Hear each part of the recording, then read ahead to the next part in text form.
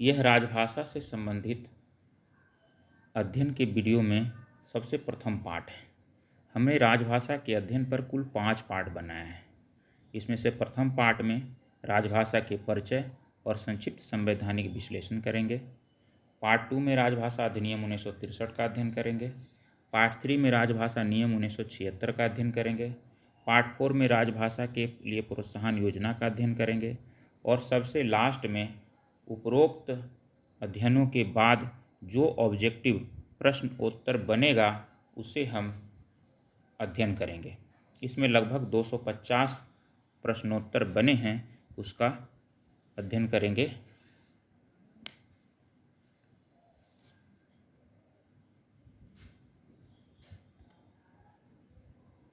Part 1 में परिचय एवं संक्षिप्त संवैधानिक विश्लेषण। हमारा देश 15 अगस्त 1947 को स्वतंत्र हुआ। डॉक्टर राजेंद्र प्रसाद की अध्यक्षता में संविधान सभा का गठन हुआ। डॉक्टर भीमराव अंबेडकर संविधान आलेख समिति के अध्यक्ष बने। संविधान सभा ने 14 सितंबर 1949 को सर्वसम्मति से हिंदी को, जिसकी लिपि देवनागरी है, उसे देश की राजभाषा के रूप में स्वीकार किया। इनिशियल में हिंदी को राजभाषा स्वीकार करने में बहुत सारी परेशानियां भी आईं, लेकिन सभी लोगों ने मिल बैठकर आखिर में हिंदी को राजभाषा के रूप में मान्यता दिया।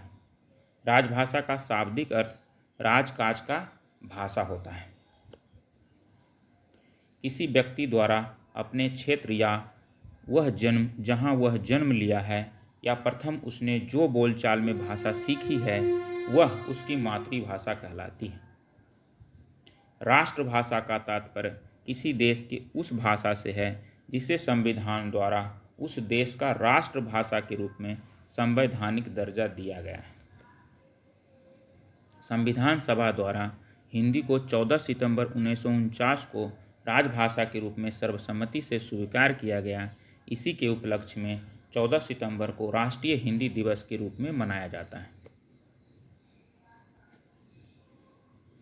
प्रधानमंत्री मनमोहन सिंह के शासनकाल में 10 जनवरी 2006 में प्रथम बार विश्व हिंदी दिवस के रूप में मनाया गया। तब से 10 जनवरी को विश्व हिंदी दिवस के रूप में मनाया जाता है। प्रथम हिंदी दिवस नॉर्वे स्थित भारतीय दूतावास में 10 जनवरी 2006 को मनाया गया था। तत्काल प्रधानमंत्री श्री मनमोहन सिंह के द्वारा 10 जनवरी को विश्व हिंदी दिवस के रूप में मनाने की घोषणा किया गया। हिंदी देश की राजभाषा होगी, यह 26 जनवरी 1950 के संविधान लागू होने के साथ में प्रादुर्भाव में आया। यहाँ से इसे संवैधानिक दर्जा प्राप्त हो गया। हिंदी को संवैधानिक राजभाषा की दर्जा 26 जनवरी 1950 को मिल गया। संविधान के भाग 17 में राजभाषा का वर्णन किया गया है। संविधान के भाग 17 में अनुच्छेद 343 से लेकर के अनुच्छेद 351 तक राजभाषा का वर्णन है। इसके अलावा अनुच्छेद 120 और अनुच्छेद 210 में भी राजभाषा से संबंधित वर्णन है।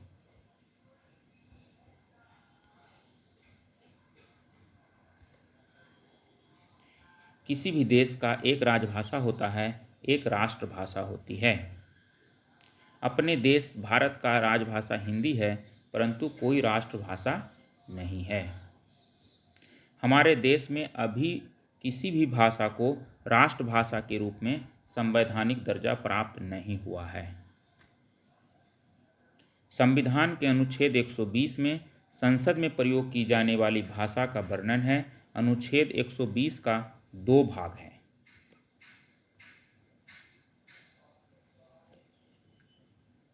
अब हम चर्चा करेंगे अनुच्छेद 120 का।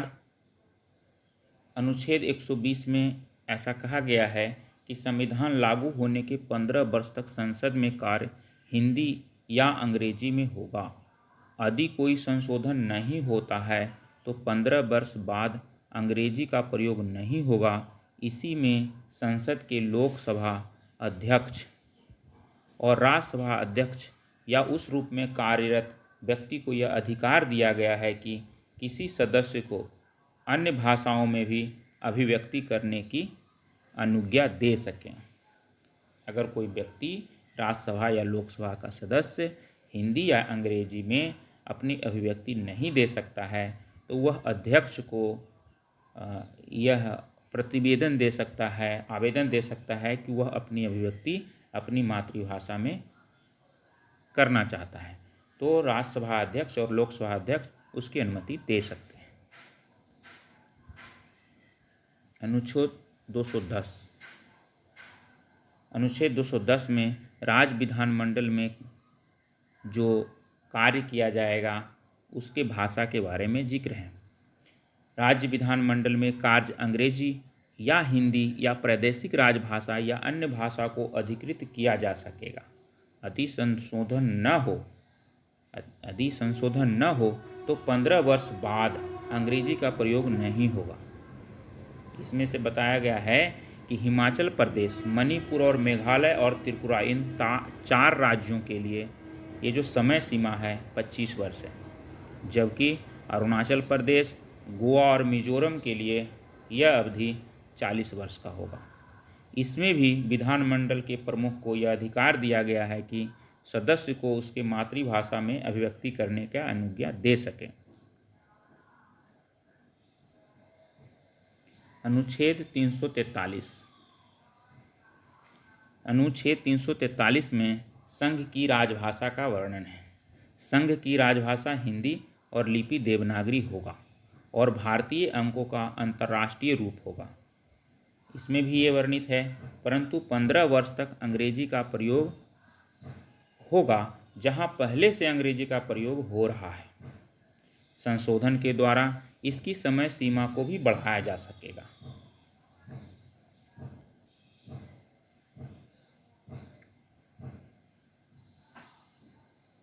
अनुच्छेद 344 खंड 1। संविधान के प्रारंभ से 15 वर्ष की समाप्ति पर और तत्पश्चात ऐसे प्रारंभ से 10 वर्ष की समाप्ति पर राष्ट्रपति आदेश द्वारा राजभाषा आयोग गठित करेगा। यानी अनुच्छेद 344 खंड 1 राजभाषा आयोग के गठन का अनुच्छेद है, जिसमें क्या होगा, एक अध्यक्ष होगा और 8वीं अनुसूची में से प्रत्येक भाषाओं का एक प्रतिनिधित्व होगा, जिसका नियुक्ति राष्ट्रपति द्वारा किया जाएगा। यानी अगर हम कहें कि अभी राजभाषा आयोग में एक अध्यक्ष और टोटल 22 भाषा हमारी 8वीं अनुसूची में शामिल है, तो 22 सदस्य होंगे, टोटल 23 व्यक्ति उसमें होंगे। अनुच्छेद 344 का खंड 2, इसमें आयोग का कर्तव्य निर्धारित किया गया है। जो राजभाषा आयोग होगा उसका कर्तव्य का निर्धारण अनुच्छेद 344 खंड 2 में किया गया है। संघ के शासकीय प्रयोजनों के लिए हिंदी भाषा का अधिक से अधिक प्रयोग और अंग्रेजी भाषा के प्रयोग में रिस्ट्रिक्शन, किसी भी प्रयोजन के लिए जो अनुच्छेद 348 में उल्लेखित है, भाषा का प्रयोग, अंकों का प्रयोग, राज्यों के बीच पत्र आदि के संबंध में राष्ट्रपति द्वारा आयोग को निर्देशित किए गए किसी अन्य विषय के बारे में सिफारिश करेगा, प्रतिवेदन देगा। ये बताया गया है अनुच्छेद 344 खंड 2 में। अनुच्छेद 344 खंड 3 में यह वर्णित है कि अनुच्छेद 344 खंड 2 के अधीन राजभाषा आयोग अपनी सिफारिश करने में, जो खंड 2 में बताया गया कि जो उसको कार्य दिया गया, उसका जब वो सिफारिश करेगा तो वो इस बात का ध्यान रखेगा कि भारत की औद्योगिक, सांस्कृतिक और वैज्ञानिक उन्नति का और लोक भाषाओं के संबंध में अहिंदी भाषी क्षेत्रों के व्यक्तियों के न्याय संगत दावों और हितों का सम्यक ध्यान रखे। इस बात का इंश्योर करना है। यह अधिकार दिया गया है अनुच्छेद 344 खंड 3 में।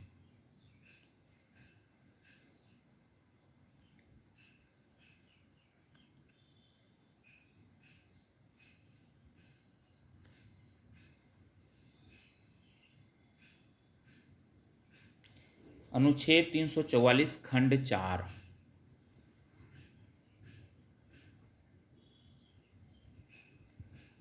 इसमें यह वर्णित है कि राजभाषा समिति का गठन, यानी राजभाषा समिति का गठन जिसमें कुल 30 सदस्य होंगे, उसमें था राजभाषा आयोग का गठन। अनुच्छेद 344 खंड 1 में वर्णित था राजभाषा आयोग का गठन का। अब इसमें आया है राजभाषा समिति का गठन होगा अनुच्छेद 344 खंड 4 के आधार पर। इसमें टोटल 30 सदस्य होंगे, जिसमें से 20 लोकसभा के और 10 राज्यसभा के सदस्य होंगे, जो क्रमशः लोकसभा के सदस्य और राज्यसभा के सदस्य द्वारा आनुपातिक प्रतिनिधित्व पद्धति के अनुसार एकल संक्रमणीय मत द्वारा निर्वाचित होंगे। अब इनका भी कार्य रहेगा एक। अनुच्छेद 344 खंड 5 और खंड 6 का वर्णन एक साथ है। इसमें जस्ट हमने पढ़ा कि राज्यसभा समिति का गठन होगा, तो उसका कार्य क्या रहेगा, उसका कर्तव्य क्या रहेगा, ये है खंड 5 में वर्णित। राजभाषा समिति का कर्तव्य निर्धारण है, जो राजभाषा आयोग की सिफारिशों का परीक्षा करेगा। अभी हमने पीछे पढ़ा राजभाषा आयोग। राजभाषा आयोग जो सिफारिश करेगा उसको ये चेक करेगा, परीक्षा करेगा। उसके बारे में राष्ट्रपति को अपनी राय का प्रतिवेदन देगा, वो अपनी राय राष्ट्रपति को सौंपेगा। खंड 6 में वर्णित है कि राष्ट्रपति के पास यह अधिकार है कि अनुच्छेद 343 में किसी भी बात के होते हुए, 343 में कुछ भी लिखा गया है, लेकिन खंड 5 का जो आधार पर प्रतिवेदन मिला है उसको, वह उसको लागू कर सकता है, पूरा का पूरा लागू कर सकता है, या उसमें से कुछ अंश वो लागू कर सकता है। अनुच्छेद 345 में भाषा से संबंधित क्या बात लिखी गई है? राज्य की भाषा या राज्य भाषाएं के बारे में बताया गया। राज्य की राजभाषा क्या होगी, उसका एक से अधिक राजभाषा हो सकता है, इसलिए लिखा गया है राजभाषाएं का चुनाव विधानमंडल द्वारा किया जाएगा। वह एक से अधिक भाषा हो सकता है, वह हिंदी हो सकता है, कोई भी भाषा वो चुन सकता है, एक से अधिक भी चुन सकता है। लेकिन इसमें बताया गया है कि जहां अंग्रेजी का उपयोग पहले से होता आ रहा है, वहां अंग्रेजी भाषा का उपयोग तब तक होता रहेगा जब तक कि विधानमंडल उस पर कोई नियम न बना दे, कोई कानून न बना दे, कोई उपबंध न बना दे।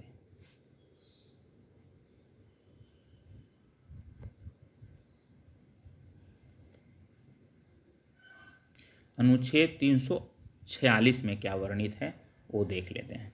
शासकीय प्रयोजनों के लिए प्रयोग किए जाने वाले प्राधिकृत भाषा, तत्समय प्राधिकृत भाषा एक राज्य से दूसरे राज्य के बीच, किसी राज्य और संघ के बीच पत्रादि की राजभाषा होगी।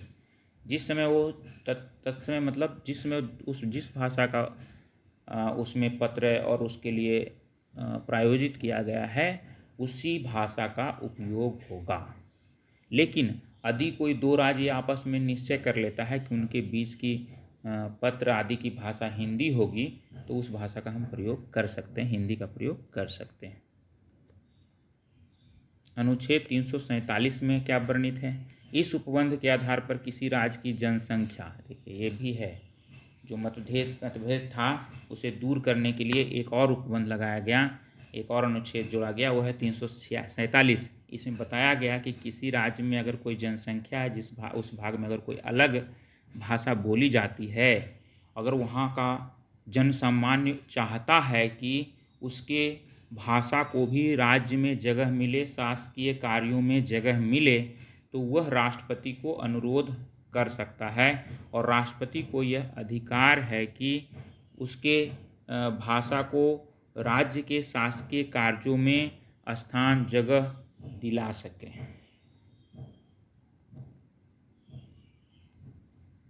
अनुच्छेद 348 में उच्चतम न्यायालय और उच्च न्यायालय में कार्य करने की भाषा की बारे में जानकारी है। इसमें बताया गया है कि कार्य अंग्रेजी भाषा में होगा। उच्चतम न्यायालय और उच्च न्यायालय का कार्य जो होगा अंग्रेजी भाषा में होगा, जब तक कि संसद में कोई उपबंध न करे, कोई संशोधन न करे। संशोधन, आदेश, नियम, विनियम, उपविधियों के प्राधिकृत पाठ अंग्रेजी भाषा में होंगे, परंतु यदि राज्यपाल राष्ट्रपति की पूर्व सहमति से उच्च न्यायालय की कार्यवाही में जिसका स्थान जो है उस राज्य में है हिंदी भाषा का, या उस राज्य के शासकीय प्रयोजनों में प्रयोग की जाने वाली किसी अन्य भाषा का प्रयोग प्राधिकृत कर सकेगा। इस अनुच्छेद के खंड 3 में कहा गया है कि राज्य के विधानमंडल में पुरस्थापित विधेयकों और उसके द्वारा पारित अधिनियमों में अथवा उस राज्य के राज्यपाल के अंग्रेजी भाषा में उसका अनुवाद अनुच्छेद के अधीन करेगा, और उसका अंग्रेजी भाषा में जो अनुवाद होगा उसे प्राधिकृत पाठ समझा जाएगा।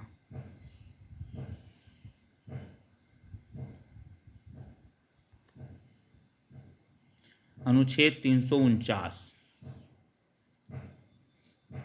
संविधान के प्रारंभ से 15 वर्ष की अवधि के दौरान किसी परियोजनों के लिए राजभाषा का उपयोग करने वाला कोई विधेयक या संशोधन किसी सदन में राष्ट्रपति की पूर्व अनुमति के बिना नहीं होगा।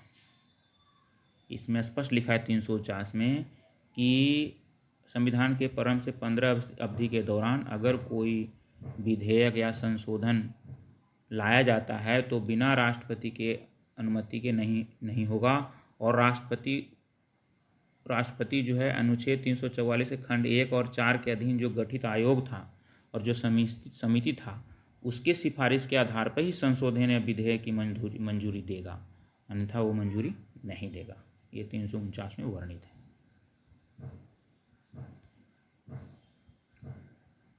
350 में बताया गया है कि कोई व्यक्ति अपनी व्यथा का निवारण हेतु किसी राज्य या संघ में अगर आवेदन करना चाहता है तो संघ में या राज्य में जो भी भाषा राजकाज में प्रयोग में लाई जाती है उसमें से किसी में भी वो आवेदन अपने पदाधिकारी को दे सकता है, वो पदाधिकारी राज्य का हो या संघ का हो।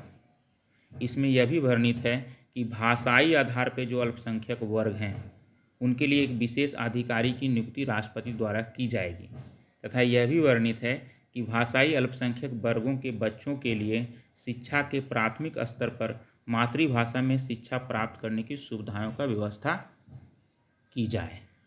और यह है कि राष्ट्रपति जो है इन सुविधाओं का उपबंध सुनिश्चित कराने के लिए राज्य को निर्देश भी दे सकता है।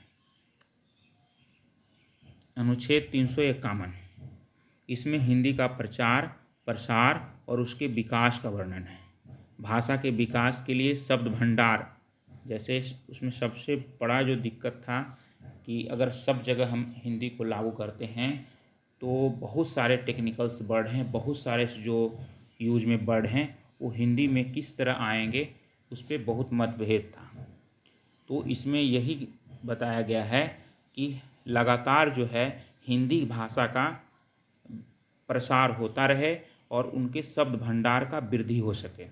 और इसमें बताया गया कि शब्द भंडार में कहाँ से लेना है शब्द, तो उसमें से मुख्यतः संस्कृत भाषा में से लेना है और गौणतः मतलब ज़्यादा से ज़्यादा संस्कृत में से और गौणतः अन्य भाषाओं से शब्द ग्रहण करते हुए उसकी समृद्धि सुनिश्चित करेगा। इसमें से जो भारतीय भाषा है उसी में से लिया जाएगा। इस तरह राजभाषा का संक्षिप्त संवैधानिक विश्लेषण हम लोग कर चुके हैं। इसमें 343 से लेकर के 351 तक का जो अनुच्छेद आता है वो भाग 17 में आता है, जबकि 210 और हमने 120 अनुच्छेद पढ़ा वो अलग से इसमें है। ये भाग 17 में ये दोनों अनुच्छेद नहीं आते हैं।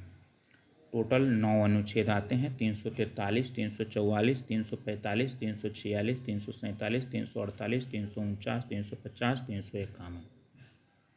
ये 9 अनुच्छेद के बारे में हम संक्षिप्त रूप से पढ़ चुके हैं। अगले पार्ट्स में हम राजभाषा का 1963 जो अधिनियम है उसके बारे में चर्चा करेंगे। थैंक यू, धन्यवाद।